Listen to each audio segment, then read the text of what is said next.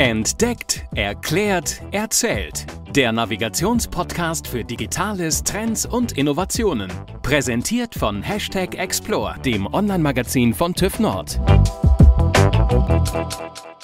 Hallo liebe Hörerinnen und Hörer, hallo vernetzte Welt. Schön, dass ihr heute wieder zugeschaltet habt. Ich bin Julia Mandrion und ich heiße euch ganz herzlich willkommen zur jetzt schon zweiten Folge von Entdeckt, erklärt, erzählt, dem Podcast von #Explore, dem Online-Magazin von TÜV Nord. Wir senden heute aus Hannover. Ja, auch von mir ein herzliches Willkommen. Mein Name ist Caroline Rotherberg. Ich bin bei Explore für den redaktionellen Teil verantwortlich und bin Pressesprecherin bei TÜV Nord. Ja, Julia hat es gerade schon gesagt. Wir freuen uns, dass wir heute die zweite Folge aufnehmen. Und wenn ihr schon in die erste Folge hoffentlich reingehört habt, wisst ihr, dass es da um das Thema Innovationen ging. Haben uns beim letzten Mal ja angeschaut, was ist eigentlich eine Innovation, und wollen jetzt mal gucken, wie schaffe ich eigentlich eben eine digitale Transformation einem bestehenden Unternehmen zu schaffen, und welche Hilfestellung kann ich Mitarbeitern geben, die vielleicht noch nicht ganz so aktiv digitalisiert in ihrem Arbeitsumfeld sind. Welche Schritte gibt es da? Und wir haben uns da auch wieder einen Experten eingeladen, nämlich Stefan Kistler. Erstmal hallo. Hallo. Herzlich willkommen. Ich freue mich sehr, hier zu sein. Schön, dass du da bist. Und ja, wenn du magst, würde ich dich einfach bitten, sag mal einfach 2, 3 Sätze zu dir, dass jeder weiß, mit wem er es hier zu tun hat. Ja, mein Name ist Stefan Kistler, bin 38 Jahre alt. Ich komme gebürtig vom Bodensee, genauer eigentlich aus Ravensburg, kenne die meisten von den Spielen. Wunderschöne kleine Stadt, aber irgendwann wird es dann doch ein bisschen zu klein, dann zieht es einen raus in die große, weite Welt. Zuerst hat es mich nach München gezogen und jetzt eben dann das schöne Essen. Ich habe Wirtschaftsinformatik studiert. Wirtschaftsinformatik bin ich damals dazu gekommen, weil ich eine Firma gegründet hatte, die sich mit der Entwicklung von Websites damals beschäftigt hatte. Das war damals für mich Informatik. Würde ich heute ein bisschen anders sehen, aber damals war das so Informatik, und Wirtschaft hat mich schon immer interessiert. Die Frage, also wie kann man daraus einen Mehrwert generieren, und deswegen das Studium. Und die Firma mittlerweile verkauft, gewinnbringend, oder? Gewinnbringend aufgegeben. Nein, ich habe die damals am Anfang meines Studiums aufgegeben. Habe die damals noch für, ich glaube, 500 D-Mark an eine hiesige Werbeagentur verkauft. Habe dann allerdings während meinem Studium eine zweite Firma gegründet. Was war das für ein Thema dann? Es war ein Cocktail-Catering-Service. Ah. Also es war echt eine super spannende Zeit. Und ich glaube, die hat mich auch sehr, sehr stark geprägt, muss man ehrlich sagen, weil immer dieses Thema, die Frage, wie kann ich denn irgendwo aus einer Technik Mehrwert generieren? Und wie kann ich vielleicht auch in einem anderen Umfeld, wie in dem Fall Cocktails, das anwenden, war eigentlich schon immer sehr, sehr prägnant und sehr, sehr prägend für mich. Ja, und jetzt bin ich seit 6 Jahren bei der TÜV Nord. Ich habe angefangen als Head of Global Development bei TÜV IT. TÜV IT ist ja die IT-Security-Tochter der TÜV Nord Group.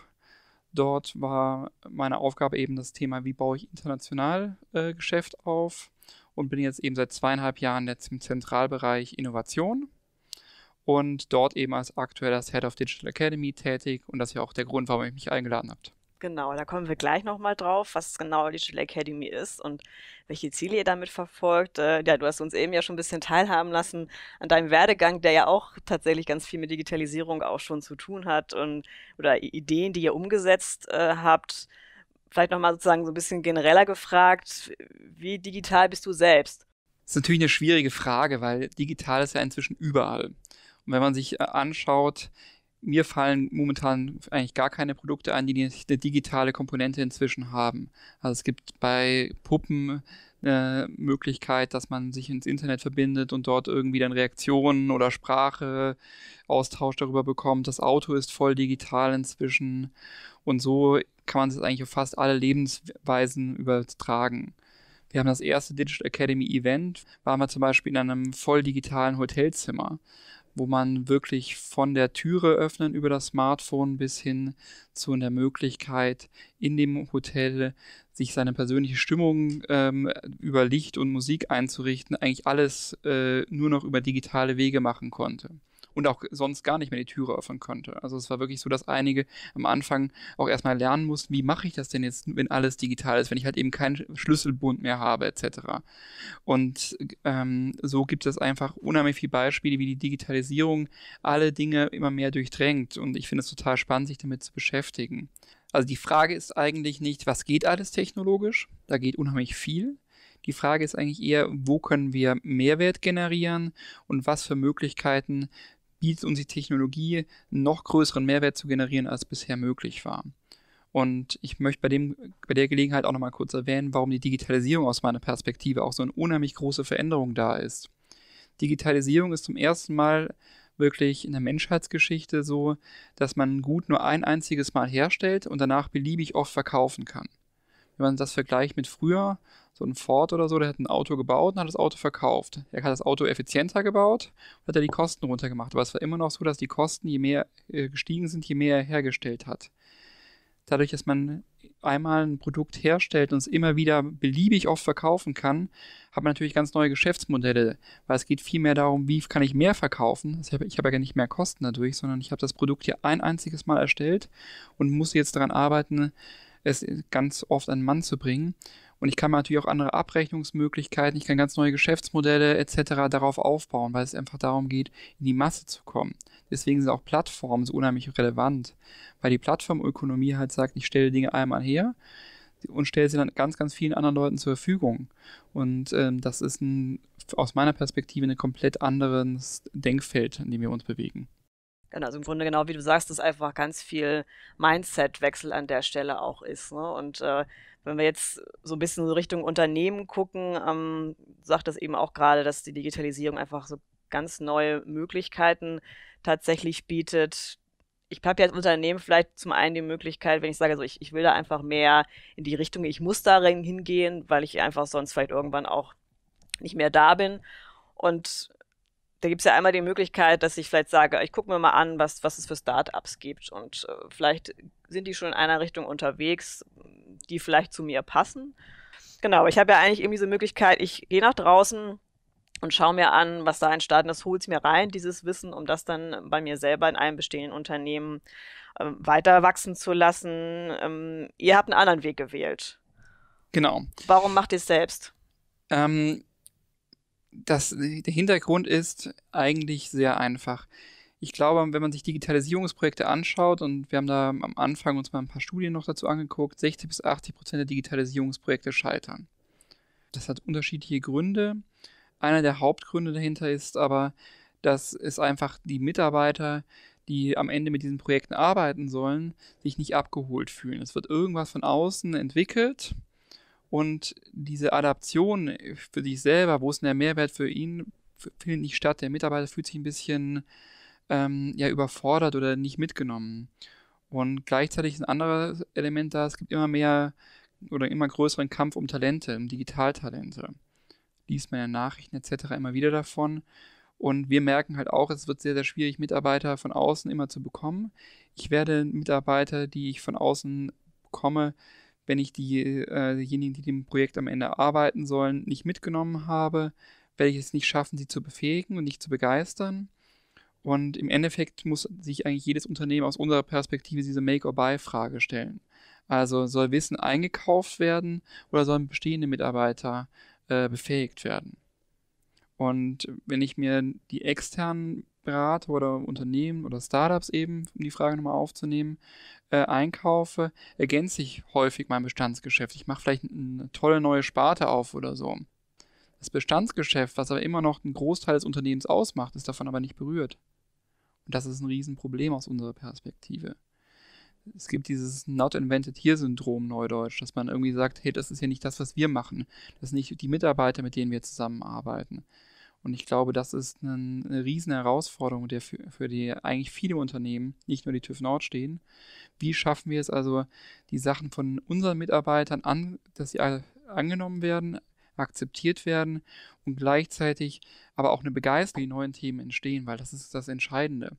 Ich kann Digitalisierung nicht schaffen, wenn die Mitarbeiter nicht begeistert sind davon. Und vor 2 Monaten habe ich eine sehr inspirierende Rede von einem CEO und von einem großen Energieunternehmen gehört.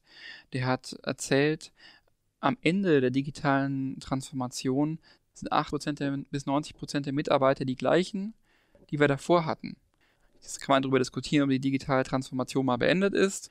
Aber ich glaube, die Aussage von ihm ist eigentlich, wir müssen die Mitarbeiter, die jetzt da sind, bestmöglich auf die Digitalisierung vorbereiten. Wir müssen mit ihnen die Digitalisierung gestalten. Und dann können wir uns immer noch punktuell von außen jemanden dazu holen, der uns dann kurzfristig beschleunigt, besser macht, etc.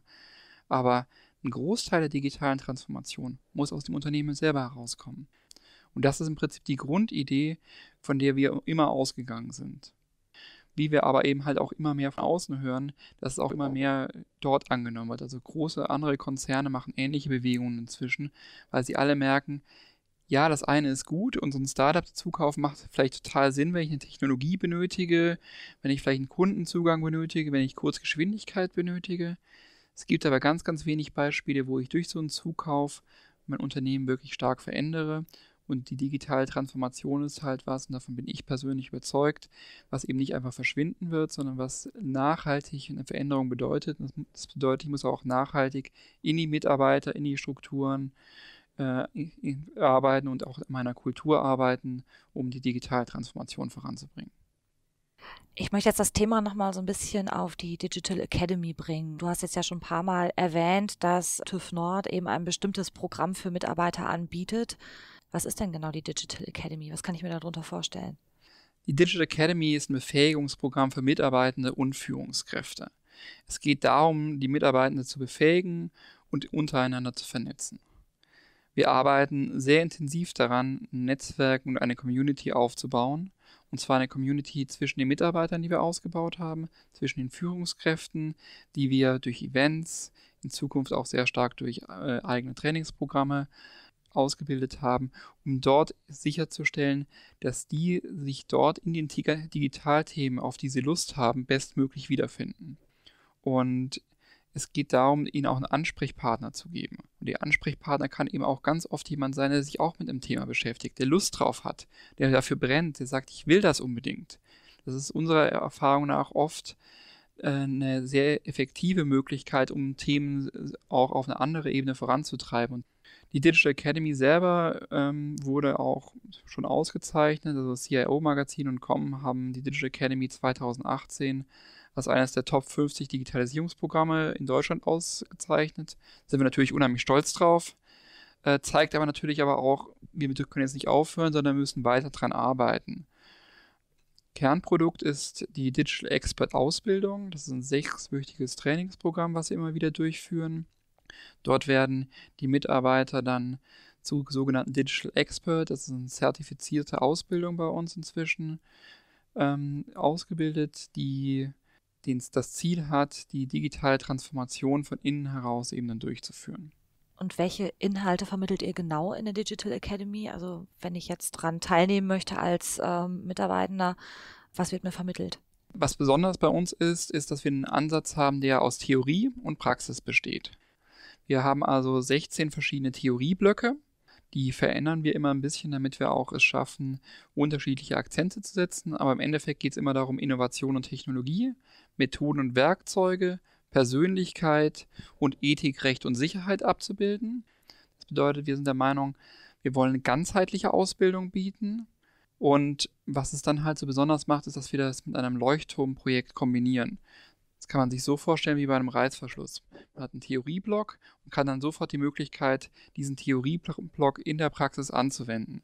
Und durch diese Kombination von Theorie und Praxis schaffe ich es halt auch wirklich, die Leute nicht nur irgendwie mit Wissen aufzuladen, sondern denen auch gleich das Anwendungsszenario zu erzählen und ihnen zu erklären, warum diese Theorie eben geschult wurde. Dafür nutzen wir, also für diese Leuchtturmprojekte nutzen wir eine eigene Digital Academy Methodik, die haben wir selber entwickelt. Die basiert auf einem Double Diamond, das ist im Prinzip die Grundlage vom Design Thinking. Wir schauen uns da an, wie nimmt uns ein Kunde bei unseren Bestandsprodukten wahr und wo sieht ein Kunde eben Optimierungspotenzial, neudeutsch Pain Points. Das ist was wir mit den Führungskräften arbeiten, deswegen wir bieten ab 2020 eben auch eine eigene Führungskräfteausbildung an, wo es eben darum geht, welche Probleme gibt es denn bei den Produkten, wie kann man das Ganze optimieren, damit die auch verstehen, ihr Produkt eben aus Kundenperspektive darzustellen. In dieser Digital Expert Ausbildung geben die Führungskräfte dann so ein Pain Point, also ein Problem rein. Und die Digital Experts werden dort dann auch gecoacht und erarbeiten mit dem Coach zuerst mal ein Solution-Konzept. Das bedeutet, sie überlegen sich erstmal, wie kann man ein Problem überhaupt in der Theorie lösen? Was für Ideen gibt es denn dafür? Und dann halten wir sie an, das ganz schnell mit dem Kunden zusammen zu evaluieren und den zu fragen, ist das denn die richtige Lösung, die wir uns da überlegt haben? Oder wird dir das gar nicht helfen? Das ist gar nicht das, was du haben möchtest. Also immer diese ganz starke Kundenfokussierung. Aber das heißt, ich finde es ja spannend, dass ihr auch einfach sagt, dass Mitarbeitende und Führungskräfte dann auch nochmal im Digitalisierungsprozess ein bisschen anders beleuchtet werden müssen, ne? Dass man da auch nochmal andere Schwerpunkte setzen muss. Finde ich ja, ist auch ein interessanter Ansatz, aber er ist wahrscheinlich auch ein richtiger Ansatz, ne? Weil jeder hat ja auch andere Herausforderungen, wie du es jetzt auch gerade schon gesagt hast. Ich glaube, dass die Aufgaben der Führungskräfte und der Mitarbeiter sich ein Stück weit verändern werden dadurch, weil natürlich, wenn man digitale Mitarbeiter hat, die eben in so einem digitalen Team mit Sprints und sehr offenen und freien Strukturen arbeiten, muss ich natürlich auch eine andere Art der Führungsmethodik haben, wie ich das eben steuern kann, wie ich sicherstellen kann, dass meine Mitarbeiter am Ende trotzdem das richtige Ziel erreichen. Und das ist eben auch Teil von der Führungskräfteausbildung. Ich möchte mal kurz nochmal zu dem Prozess der Digital Academy bei dem Leuchtturmprojekt zurückkommen. Also nachdem wir so ein Solution-Konzept entwickelt haben, also welche Möglichkeiten gibt es, so ein Problem zu lösen, gehen wir danach in die Technologieanalyse. Und bei der Technologieanalyse geht es darum, mit welcher Technologie kann ich dieses Problem am besten lösen. Es gibt ja verschiedene Technologien. Und jede Technologie hat verschiedene Vor- und Nachteile. Und da schulen wir eben die Leute dran zu verstehen, welche Möglichkeiten gibt es, welche Vorteile hat es, welche Nachteile hat das Ganze. Und daraus entwickeln wir ein Gesamtkonzept. Und dieses Gesamtkonzept wird dann von unserem Vorstand gepitcht. Und dadurch gibt es eben die Möglichkeit, sicherzustellen, dass diese Leuchtturmprojekte auch nach der Ausbildung in die Umsetzung gehen, weil wenn die den Vorstand begeistern, gibt es natürlich dann auch dementsprechend die Unterstützung. Und ich glaube, dass das ein sehr, sehr schönes System ist, was wir da entwickelt haben, aus Theorie und Praxis, was wir versuchen, immer weiter auszuarbeiten, wo wir jetzt eben auch immer mehr merken, dass es auch außerhalb von der TÜV Nord Nachfrage und Interesse dran gibt. Was passiert am Ende? Also ich habe sozusagen hier meine große Bühne und habe vielleicht auch Glück, dass der Vorstand mein Projekt, was ich pitche, gut findet. Arbeite ich sozusagen nur auf diesem Projekt weiter oder gehe ich auch in meine bestehende Abteilung zurück, um dort vielleicht auch anderen Kollegen zu helfen, einfach diesen Prozess mitzugehen? Wie geht es danach weiter? Danke, dass du mal erwähnt hast, Caroline.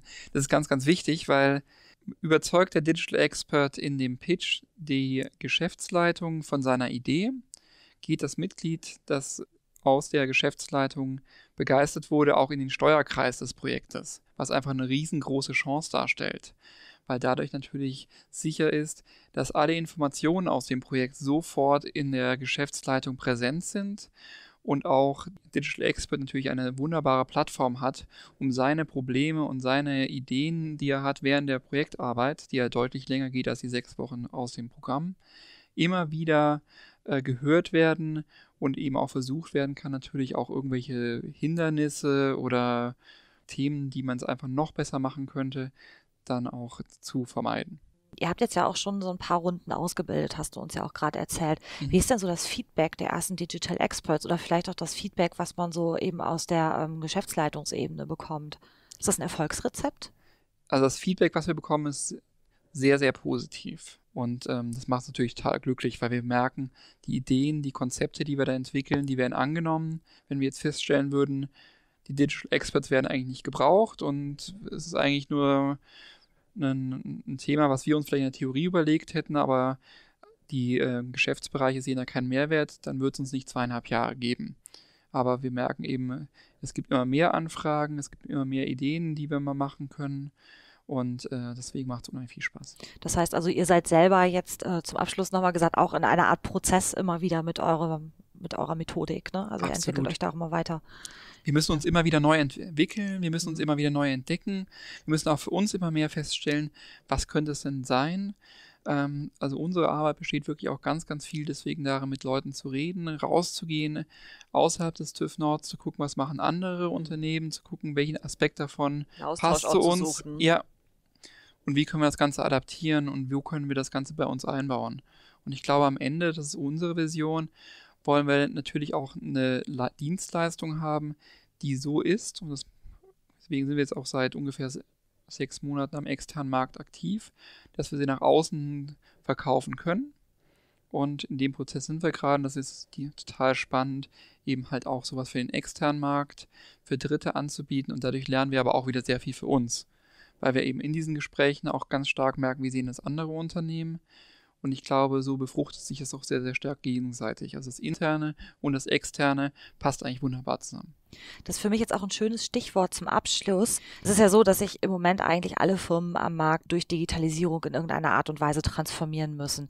Kannst du uns nochmal zusammengefasst deine 3 Tipps mitgeben, die man beachten muss, um Digitalisierungsexperten im Unternehmen einfach zu schaffen? Total gerne. Also, das Erste für mich, und das ist eigentlich das Wichtigste, ist, ich muss Begeisterung wecken. Ich glaube, Mitarbeiter zu haben, die Lust drauf haben, ist total entscheidend. Deswegen war auch die Kommunikation zu den Mitarbeitern immer ganz, ganz zentral.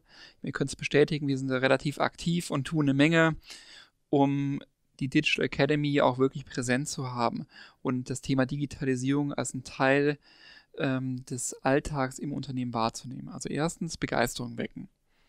Dann Netzwerk und Teams aufbauen ist das für mich das zweite zentrale Element. Ich glaube, nur wenn man aus diesen Einzelkämpfern ein Team machen, wo sie sagen, wir können uns untereinander austauschen, wir haben eine Idee, wir wissen auch, wen wir fragen können, wer vielleicht ein ähnliches Problem schon mal gehabt hat, schaffe ich es auch wirklich, so eine Art Grassroot, also im Prinzip eine Bewegung von unten heraus zu starten. Und das ist ja, wie ich vorher erklärt habe, aus meiner Perspektive die einzige Art, wie man eine digitale Transformation erfolgreich machen kann. Also ich muss die Mitarbeiter mitnehmen, ich muss die Mitarbeiter einen Ansprechpartner geben, ich muss identifizieren, wer hat Lust drauf und die mitnehmen. Und das dritte Thema ist halt, ich muss den Leuten nicht nur eine Theorie geben und sagen, so müsste man es machen, ich muss ihnen auch eine Möglichkeit geben, diese Theorie immer wieder anzuwenden. Ich glaube, wenn wir keine Digitalprojekte für die Leute, die wir ausbilden, hätten, wäre das Ganze bei weitem nicht so erfolgreich. Weil ich weiß nicht, wie es bei euch ist. Ich lerne halt, indem ich Dinge ausprobiere. Absolut. Ja. Und ich glaube, so ist es bei den meisten Menschen. Und deswegen ist es halt auch... Man verliert die Angst auch dadurch. Absolut. Wenn man einfach mal selber das gemacht hat, das ist ja nicht mehr so abstrakt wie vorher. Und man muss aber auch die Möglichkeit dazu bekommen, ne? Das ist Ja. ja auch so eine Sache, die im Alltag oft untergeht, dass man sich auch die Zeit nimmt, Dinge einfach mal auszuprobieren und sie vielleicht auch erstmal ein bisschen Total. zu versemmeln. Ja. Einfach wieder spielen. Ja. Wie früher. Mhm. Und wenn man es dann eben gemacht hat, hat man ja auch das positive Feedback. Es hat funktioniert, der Kunde ist glücklich, wir haben irgendwas gebaut. Ich meine, allein schon, wenn man so eine erste kleine Click-Dummy macht, wo man im Prinzip nur so eine Möchtegern-App baut, die eigentlich noch keine richtige Funktionalität hat, die aber schon mal so aussieht, dann geht man raus zu einem potenziellen Kunden und sagt, wäre das nicht was du haben möchtest? Und dann spielt er einem zurück, ja, genau das will ich haben. Dann ist es ein super tolles Gefühl. Viel, viel besser, wie wenn ich jetzt jemanden stundenlang erklären würde, welche 10 Elemente man für eine erfolgreiche App-Entwicklung benötigen würde. Das kennen wir alles ja schon aus dem Studium, ne? Da mussten wir das ja dann hören. Ja, danke schön an dich, Stefan. Ich habe noch eine ganz allerletzte Frage an dich zum Abschluss. Und zwar, wenn unsere Zuhörerinnen und Zuhörer nochmal Fragen haben, wo können sie dich erreichen? Am liebsten über meinen LinkedIn-Kanal, da bin ich sehr aktiv. Oder wir können das bestimmt am Ende irgendwo verlinken, oder? Ja, können wir. Super. Oder natürlich zur Digital Academy allgemein, da sind wir auch eben über die sozialen Medien sehr aktiv. Oder auf unserer Website wemakeyourdigital.com. Da sind wir schon am Ende unserer Folge. Also viel zu schnell gegangen. Ja? Wir können ja eigentlich nochmal weitermachen. Nein, aber ein bisschen länger als beim letzten Mal. Ein bisschen länger, ja. Aber ich glaube, das war trotzdem nicht zu lang. Und wir sind natürlich auch diesmal ganz gespannt, so von euch zu erfahren, wie euch das Format gefällt. Und von daher zögert nicht, sondern guckt gerne auf Spotify, iTunes, Google und auf allen weiteren Plattformen, wo wir überall vertreten sind. Gibt uns ganz viele Bewertungen, auch gerne 5 Sterne. Abonniert und ja, wir freuen uns schon auf die nächste Folge. Bis dann. Tschüss. Tschüss. Tschüss. Das war Entdeckt, Erklärt, Erzählt. Der Navigationspodcast für Digitales, Trends und Innovationen. Präsentiert von #Explore, dem Online-Magazin von TÜV Nord. explore-magazin.de